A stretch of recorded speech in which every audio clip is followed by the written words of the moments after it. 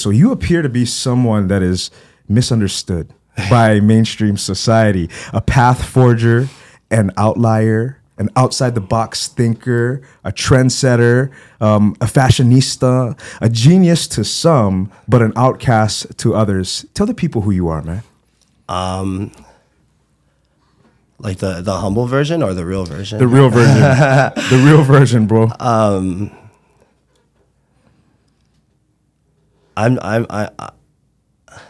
I'm just a paintbrush of God. Like, I'm just here to serve the people, and I love people.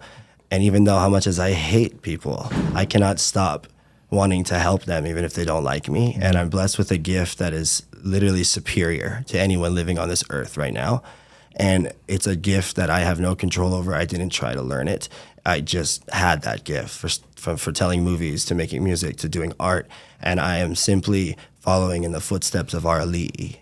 Everything they said, everything they wrote, everything they've done, I have been doing over the course of my 15, 20-year career. I have been acting in those principles that they founded, but not identifying or claiming my Native Hawaiian genealogy, because at that time I didn't have a family too much to recognize with as Hawaiian, and all the old timers keep everything hush hush and secret and separate us. So only after Mauna Kea, it woke me up, and I continued to appropriate my films and my styles through like Jason Momoa, through Lenny, Makua Rothman, Koa Rothman, Nathan Florence, Landon McNamara, and so on. And so when you see these people in the early stages of their careers, they're known as, the underdogs, but people love who they are. It's when I appropriate the imaging of them, I do so by putting the culture inside of them. So you're a fan of the culture. The culture is the most important and most famous thing in the world. And once I had my daughter, I was like, this world is a very, very ever-changing world, and it's getting real dark, and it's getting real cultureless. And my daughter made me want to start this company and this movement. And I started looking into my ancestors and looking into the Hawaiian culture. And I was just like, you know what? Hare Kamehameha become an ali'i. He just decided to, straight up. He just killed his two brothers and took what was his and founded peace. He said, in my kingdom, there will be no warfare. And he had to do what he had to do, and it was peaceful until the end. And so, in my opinion, I have just decided to do my best to step into a role of a leader and follow in the footsteps of my ancestors. And everything I say is from their writings and their way. So if people think that's foreign, or people think that that's outcast, or like I'm an outcast for doing that, it just goes to show how outcasted they are from the Hawaiian culture. Wow. Well, thank you for explaining that, bro. Yeah. That was an awesome explanation, and Thank I you. like the way that you put it when you said you're a paintbrush from God, right? So you are known for filmmaking, Yes. working on Hollywood projects with industry professionals, like the cream of the crop, in projects like Dune and Aquaman. But Such a blessing. yeah, bro. Yeah. But you're also most respected, I think, for your award-winning independent films like Kapo and Kai. Yeah. Let's talk Etienne's why. Why I made those films? Absolutely. Well, it's funny. Like in the beginning, when I was distant from my culture, I used to joke with Jason, like, making a Hawaiian film is death to a career as a director. And the first two movies I made were literally the last movies I would ever think of making during my career. Like, because I just thought Hawaiians can't act, and I thought that the culture is so cheesy and it's lost. And then, lo and behold, the first film I ever made is literally what I said I would never make. And it was about the god Kapo, who came to me in my sleep in the Grand Wailea at the Kodak Summit. And I was actually held down, and I couldn't breathe. Okay. And I just saw red flowers everywhere. And it wasn't like a scary energy holding me down. It was like a soft, feminine one. And when I came up out of it, I was like, what the hell was that? Because I haven't been held down in like 5 years to that. And I really believe in those, coming to you. And I was kind of like angered in the hotel room. And so then after that, I had a girlfriend at the time, and we started just filming in the hotel room, and everything was red flowers. And then Lenny and I randomly thought of this girl named Amanda Eller, who disappeared in the mountains of Maui for like 18 days. And they thought she went missing and her boyfriend murdered her, but she was just high on mushrooms.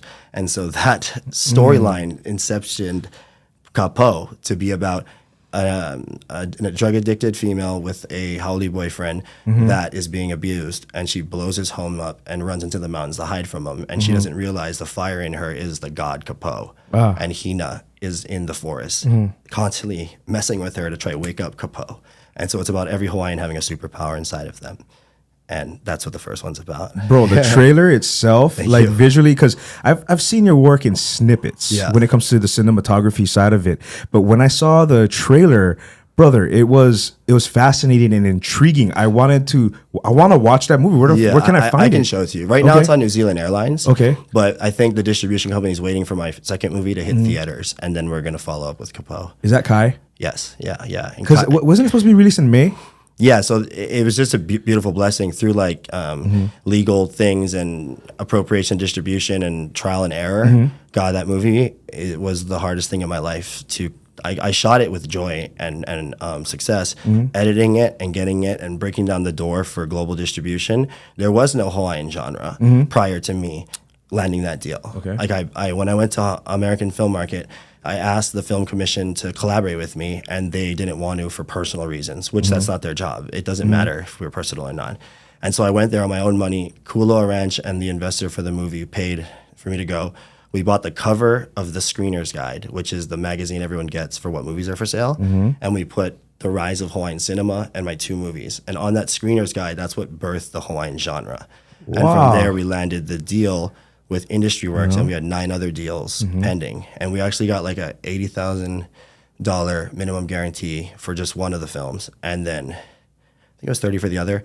And the distribution deal I have is made to first and foremost seek a theatrical release. That is impossible for an indie film to happen. And we're moving forward with it. So all the delays and all the time spent, the movie's evolved into a new film. So when I publicized it a few years ago, that would have been almost like repetitious, but now it's like a brand new movie, and it's the best it could possibly be, and everything worked out, even though it took 4 years. IMAX?